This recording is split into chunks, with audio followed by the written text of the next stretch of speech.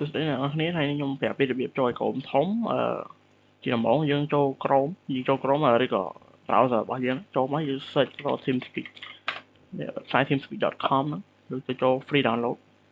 ហើយអានេះតាម system យើងប្រើវាប្រើ Linux យើង download របស់ Linux ទៅ macOS បង macOS ទៅហើយ Windows របស់ Windows តែភាគច្រើនអ្នកនរគ្នាប្រើតែ Windows ទេយើងចុច download មក download ហើយយើងបើក TeamSpeak មកវាឲ្យបង្កើត account ពេលបង្កើត account យើងដាក់ email ឲ្យហើយឲ្យយើង verify ពេលយើង verify ហ្នឹងយើងចូលទៅក្នុងកន្លែង email របស់យើងកន្លែង inbox របស់ email យើងឥឡូវឧទាហរណ៍យើងប្រើ Gmail ចុចចូល Gmail ទៅចូល gmail.com ហើយយើងត្រូវមើល teamspeak.com វា send សារមកឲ្យយើង verify យើង verify ហើយយើងចូលមកវិញមក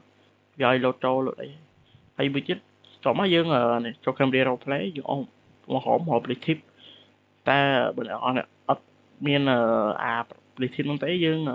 ស្នើសុំ role នៅកន្លែងហ្នឹងមកស្នើសុំ role ហើយយើងអស់មកលើពេលយើងចូល relative អស់មកលើចូល Cambodia Police copy អាហ្នឹងមកចូលនេះ search Cambodia Police ហ្នឹងមកចូលពុប Connected ពេលយើងចូលហើយនេះដាក់ bookmark យើងដាក់វាចូលកន្លែង bookmark យើងមកចូលមកយើងនេះ edit ចុច right click លើវា edit តែនេះកន្លែង nickname អ្នកនរគ្នាកុំឲ្យពិបាកចេញចូលឲ្យដូរឈ្មោះម្ដងអញ្ចឹង